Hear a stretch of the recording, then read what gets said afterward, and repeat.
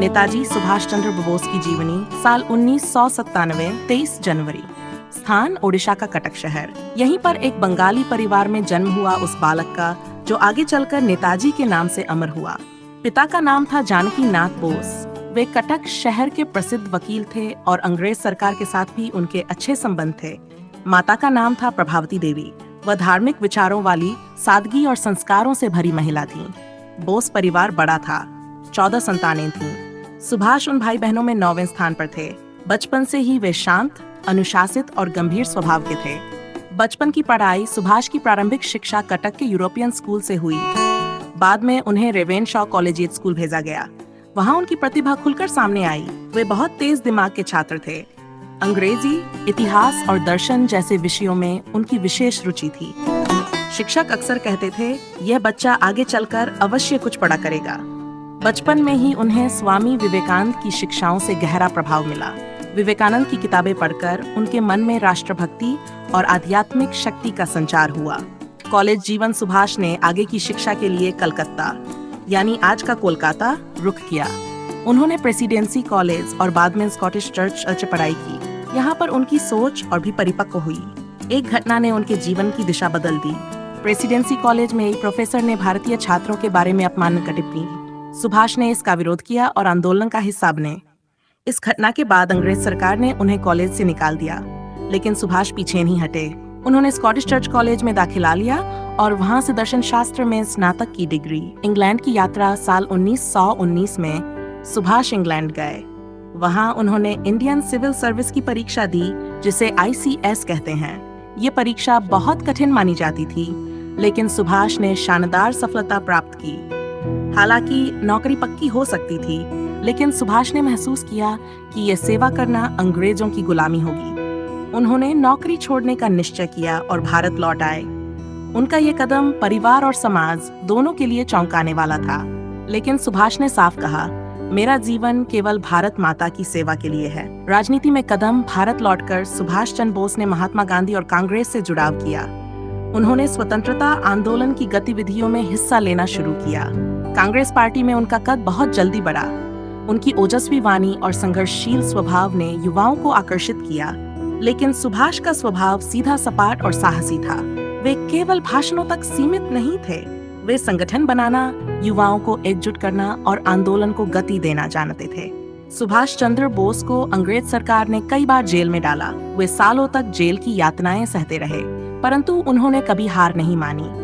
Jail में रहते हुए भी उन्होंने किताबें लिखी। उन्होंने अपनी आत्मकथा भी लिखी, द इंडियन स्ट्रगल। इसमें उन्होंने भारत की आजादी की लड़ाई का विस्तृत वर्णन किया। कांग्रेस अध्यक्ष साल 1938 में सुभाष कांग्रेस के अध्यक्ष बने।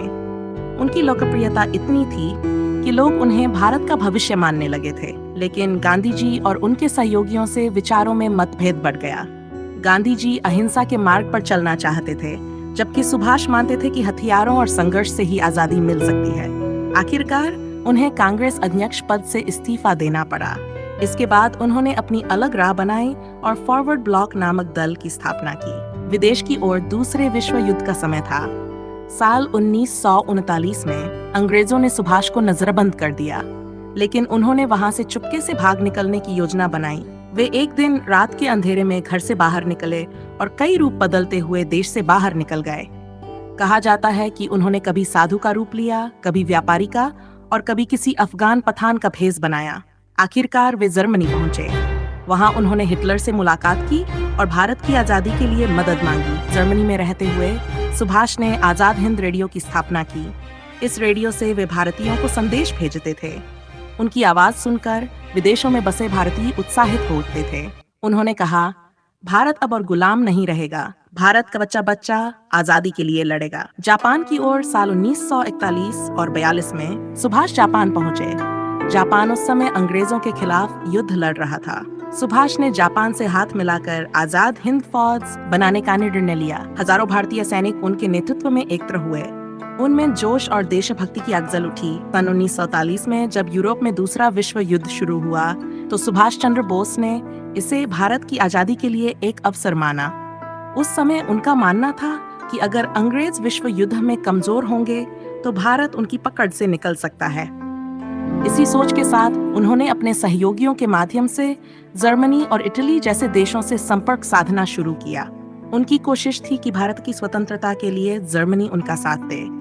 उन्होंने बर्लिन में फ्री इंडिया सेंटर की स्थापना की और आज़ादी के लिए आज़ाद हिंद रेडियो की शुरुआत की। इस रेडियो से वे दुनिया भर में भारत की आवाज़ पहुंचाते थे। उनके भाषण इतने प्रभावशाली होते थे कि भारत में भी गुप्त रूप से लोग उन्हें सुनते और प्रेरित होते थे। जर्मनी में रहते हुए उन्होंने भारतीय युद्धबंदियों से मुलाकात की। ये वे सैनिक थे जिन्हें अंग्रेजों की ओर से लड़ते हुए जर्मनों ने कैद कर लिया था। नेताजी ने उनसे कहा कि वे क्यों अंग्रेजों के लिए लड़ें, जबकि अंग्रेज उनके अपने देश को गुलाम बनाए हुए हैं। इस तरह उन्होंने इंडियन लीजन नामक एक टुकड़ी तैयार की, जिसमें भारतीय सैनिकों ने भाग लिया।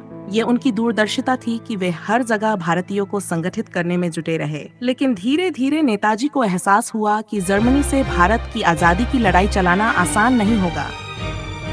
वीडियो बहुत लंबा हो रहा है, इसलिए बाकी की कहानी अगले भाग में मिलेगी। अगर आपके मन को छू गई हो तो इसे लाइक कीजिए। नई नई जानकारियाँ, वीडियो और कहानियाँ देखने और सुनते रहने के लिए चैनल को सब्सक्राइब कीजिए। आपका साथ हमारी सबसे बड़ी ताकत है।